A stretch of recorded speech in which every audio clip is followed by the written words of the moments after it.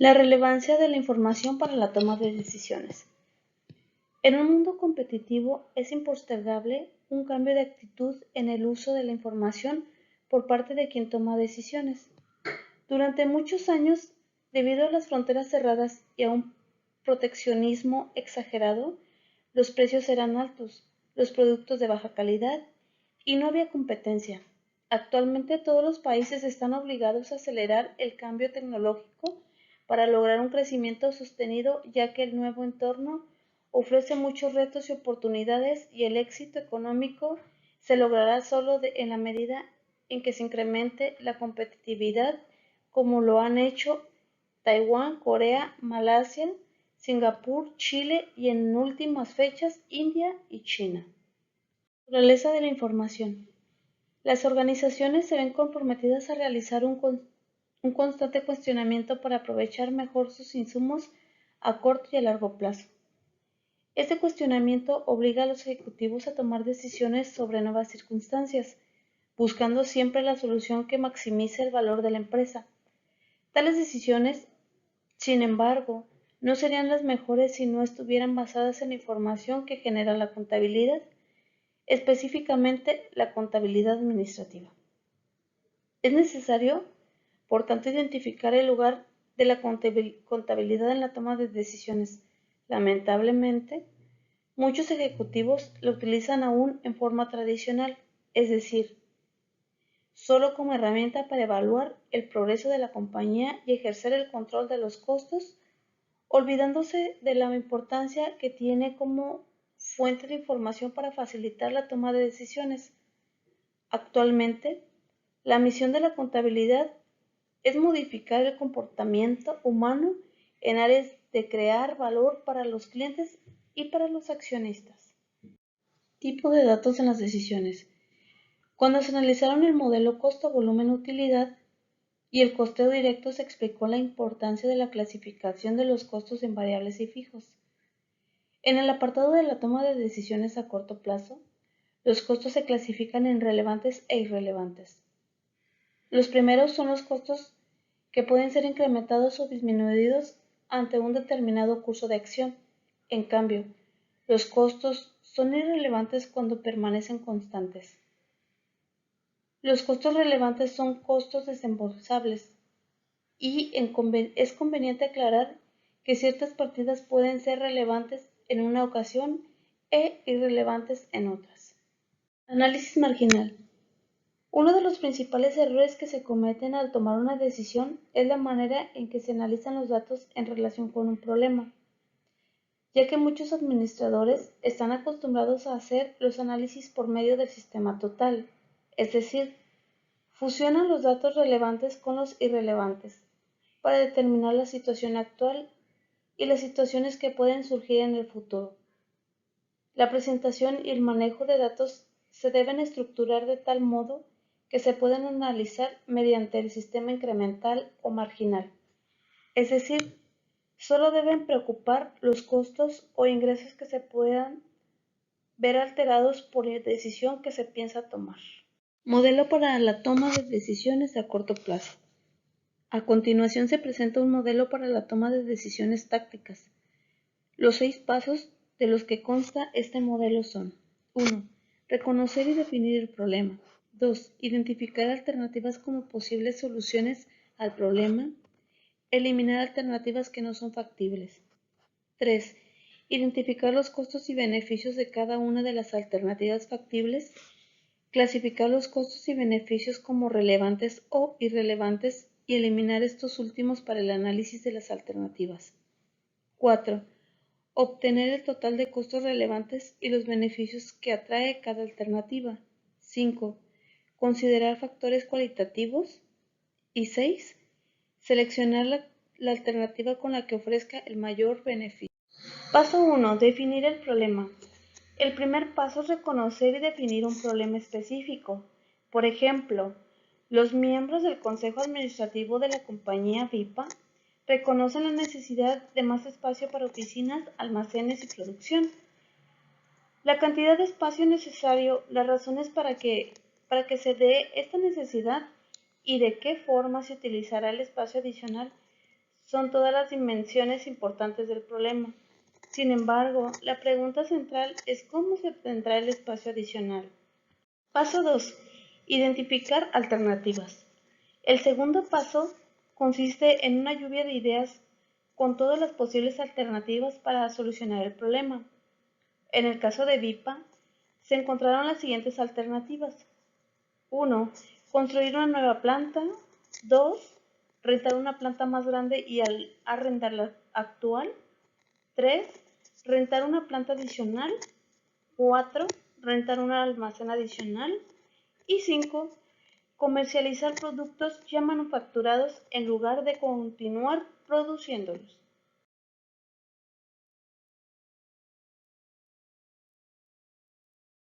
Paso 3. Identificar los costos y beneficios asociados con cada alternativa.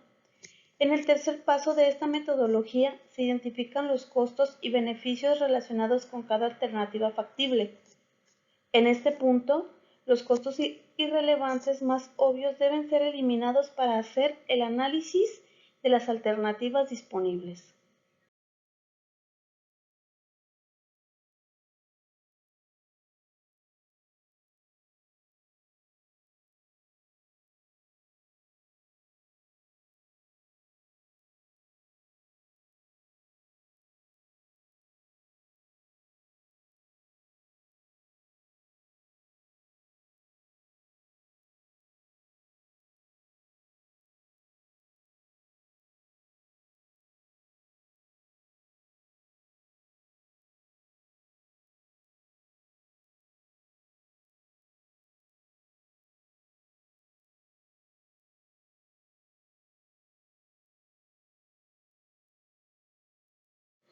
Paso número 5. Considerar factores cualitativos. Aun cuando los costos e ingresos relacionados con las alternativas son de suma importancia, no son suficientes para decidir entre alguna de las alternativas existentes. Los factores cualitativos pueden influir en la elección del administrador, por ejemplo, en la decisión que está enfrentando VIPA en cuanto a continuar produciendo o adquirir a un proveedor del producto ya manufacturado. Existen factores importantes que, aunque no pueden cuantificarse, resultan importantes al momento de tomar la decisión. Tales son como la calidad del producto, la confiabilidad del proveedor, la estabilidad de precios, pues las implicaciones que tendría en los empleados y en las relaciones laborales y pues también la disminución de actividades, etc. Paso número 6. Tomar la decisión.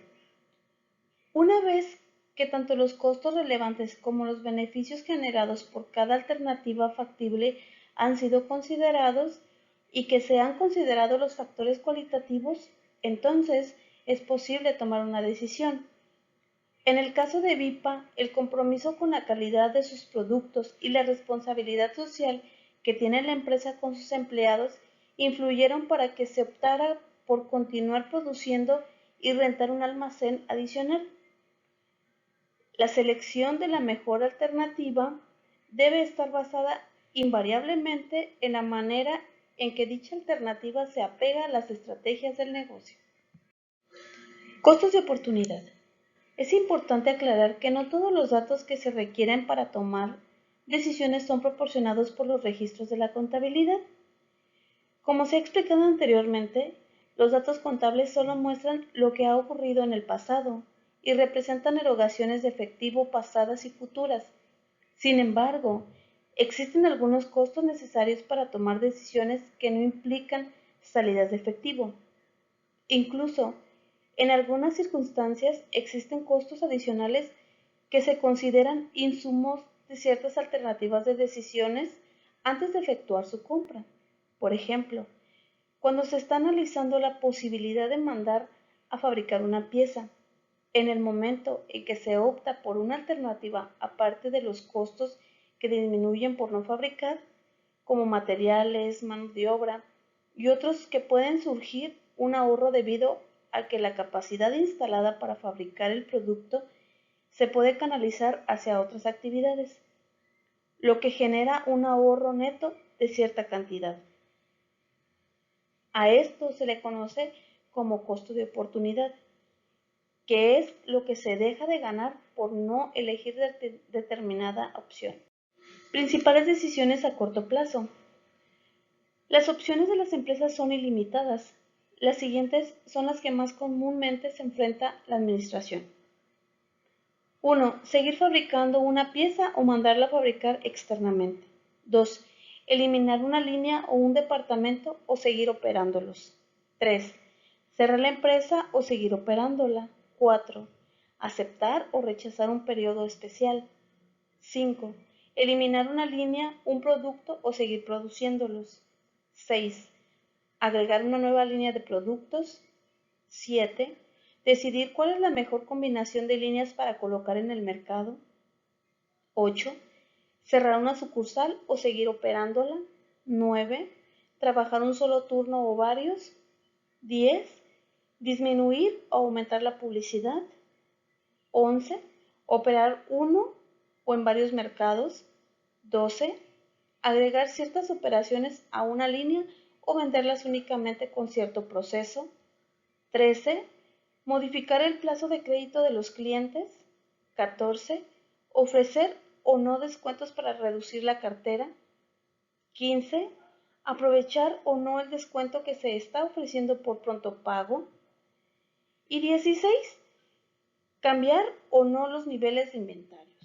Estas son algunas de las circunstancias que requieren información contable para seleccionar la opción más conveniente para la empresa. La metodología que ilustra estas decisiones es la siguiente. A. Se presentará la información de la situación que tiene la empresa y la descripción de la situación a la que se desea cambiar. B. Se realizará el análisis marginal de las opciones y se seleccionará la mejor. C. Se completará el análisis con información cualitativa que deberá tomarse en consideración en cada circunstancia. Esta metodología se utilizará para ilustrar mejor el empleo de datos, respetando el método científico para su análisis. Fijación de precios. Las empresas que tienen precios controlados poco o nada tienen que hacer en esta área. Sin embargo, todas las empresas, tengan o no control de precios, deben conocer y analizar estos métodos para la fijación de los mismos. De acuerdo con las condiciones que prevalezcan en el mercado, se debe definir a qué precio se colocará el producto. Entre los principales métodos para fijar precios se pueden mencionar 1. Los que se basan en el costo total. 2. Los que se basan en el costeo directo. 3. Los que se basan en el rendimiento deseado. 4. Los que se basan en cláusulas escalatorias. 5. Los que se basan en un determinado valor económico agregado. Y 6. Los que se basan en la filosofía de costeo basado en metas.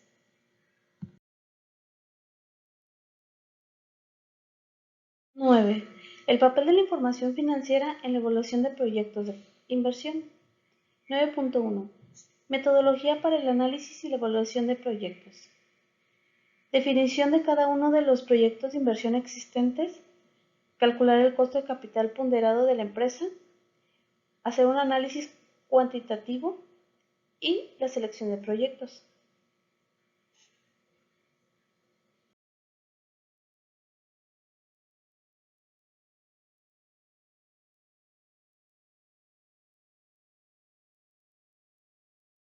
#2. Definición de cada uno de los proyectos de inversión.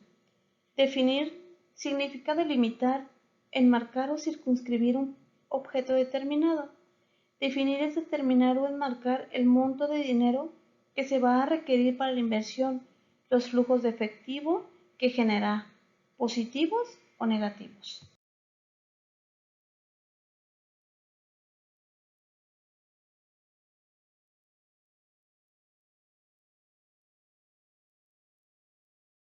#2.1.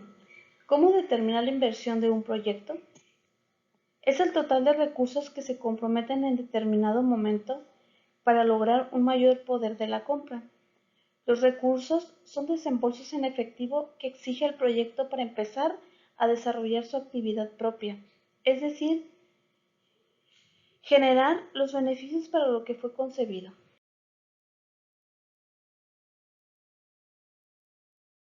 Nueve punto dos. Flujos de efectivo de un proyecto. Es la variación de las entradas y salidas de dinero en un periodo determinado y su información mide cómo es la situación financiera de una empresa. Existen diferentes tipos utilizados en flujos de efectivo, los cuales son absolutos y relativos. Los absolutos son los que se genera un proyecto que no tenga relación con ninguno otro. Los relativos son los que se relacionan con otros proyectos. Los flujos de efectivo deben ser diferenciados en positivos y negativos. Los positivos son ingresos que genera un proyecto o los ahorros que provocará dicho proyecto de llevarse a cabo, mientras que los negativos son desembolsos que se originarán por el proyecto de inversión. El análisis para determinar a cuánto van a ascender los flujos positivos cuando se trata de un proyecto de inversión que generará ahorros a través de reducción de costos se efectúa de la siguiente manera. A. Se determinan los costos en que se incurriría si se mantiene la situación actual. B. Se determinan los costos en que se incurriría si se concreta el nuevo proyecto. Y C. Se calcula el diferencial entre ambas alternativas y se obtiene el flujo positivo que, en este caso, son los ahorros producidos al pasar de una situación a otra. Las alternativas se deben comparar con los flujos negativos que impactan el desembolso de la inversión del proyecto. 9.2.3. El papel de la depreciación en la evaluación de los proyectos. La depreciación no es un flujo negativo, es un costo no desembolsable. Este genera un ahorro fiscal. Existen varios métodos de depreciar un activo. Son los de línea recta y los de depreciación acelerada. Se dice que Hacienda autoriza depreciar un 85% en el primer año.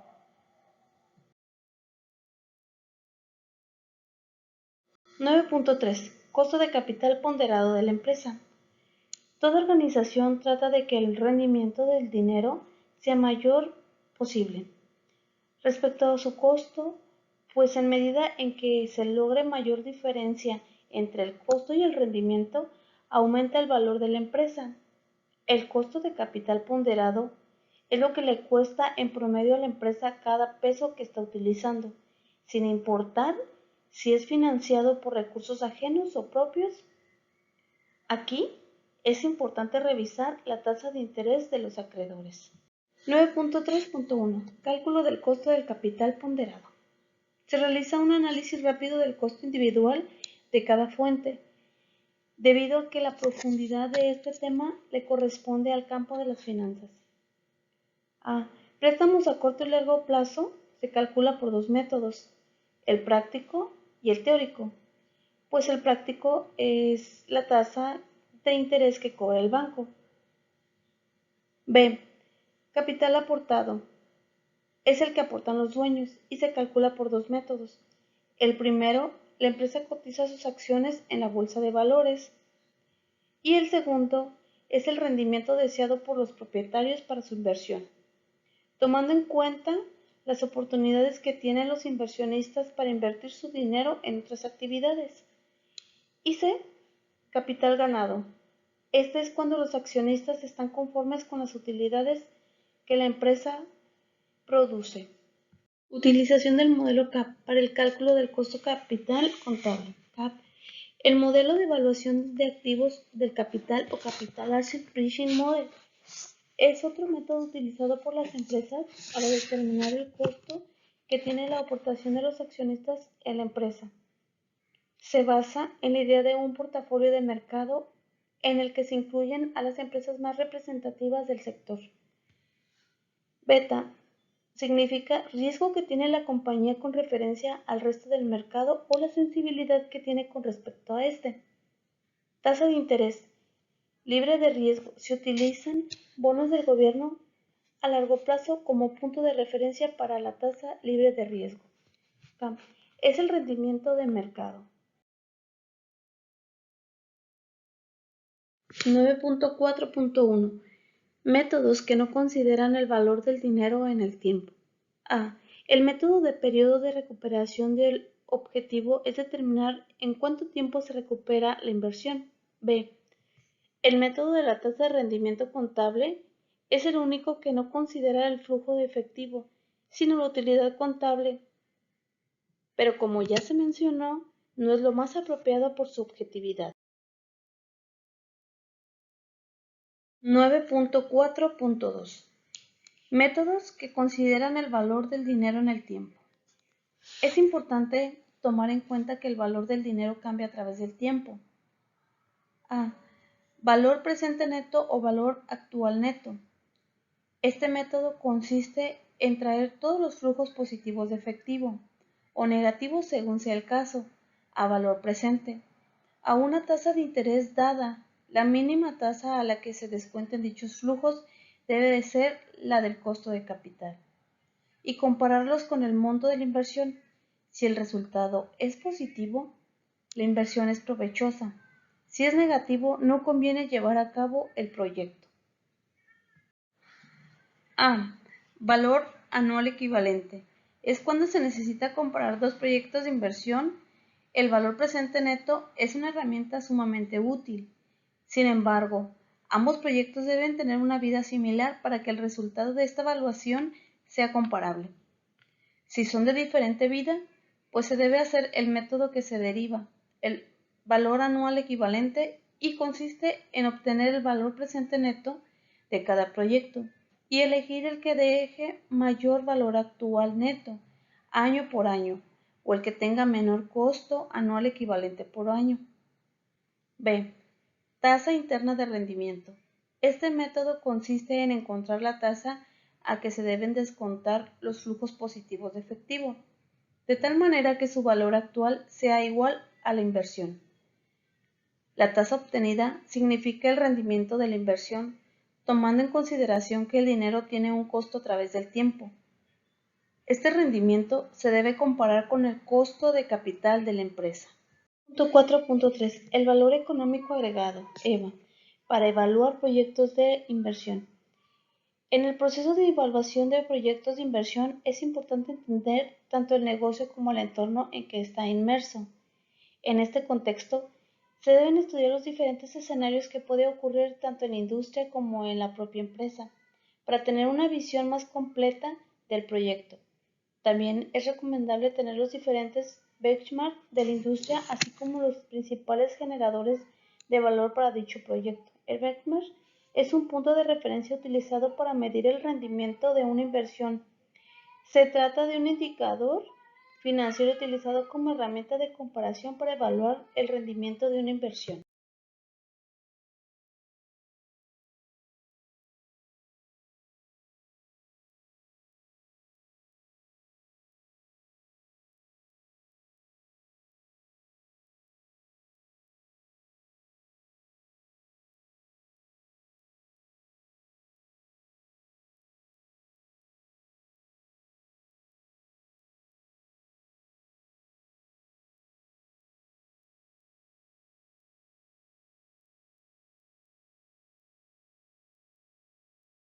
Nueve punto cuatro punto cuatro Integración de los métodos para evaluar proyectos de inversión. Analizados los diferentes métodos cuantitativos para evaluar proyectos de inversión, ¿cuál es el mejor? Esta pregunta no se puede responder de forma categórica. Lo que sí se puede afirmar es que los métodos que consideran el valor del dinero a través del tiempo son los mejores, y dentro de ellos el valor actual es el preferido por las empresas para evaluar sus proyectos. Pero cuando se estudia un proyecto, este debe ser analizado con todos los métodos, tomando lo mejor de cada uno, y sobre esta base realizar un análisis matricial. A cada proyecto se le asigna un porcentaje según la importancia que en ese momento revisa la empresa, de tal manera que el total dé el 100%. Después se califican los proyectos de acuerdo con el criterio de selección de cada uno de los métodos. La calificación puede variar de 0 a 10, según la jerarquización efectuada. Una vez calificados los proyectos, se multiplica cada uno por el porcentaje de importancia que se le haya concedido a cada método. Así, se obtiene una ponderación de cada proyecto y se escoge el que se considere óptimo en función de todo el contexto de los métodos.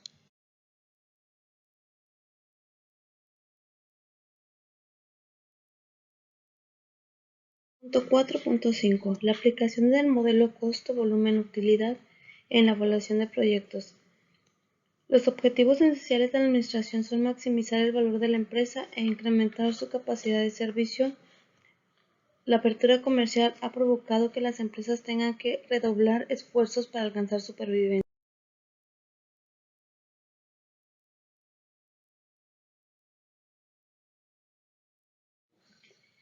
En este sentido, es importante que la empresa tenga clara su estrategia, qué quiere lograr, cómo planea lograrlo y en cuánto tiempo, y utilice herramientas que le permitan un adecuado proceso de planeación y de toma de decisiones. Es recomendable, por lo tanto, implantar estrategias en paralelo con determinadas acciones como la reconversión de las instalaciones de la empresa, la internalización de la cultura de calidad, el tener un eficiente sistema de administración de costos, la tecnología de punta, capital humano capacitado, estructuras de producción flexibles que permitan mejoras continuas en los sistemas de producción. Bueno, esto quiere decir que debemos de tener en cuenta lo que está en nuestro entorno y que tenemos que estar abiertos a los cambios para que podamos seguir compitiendo.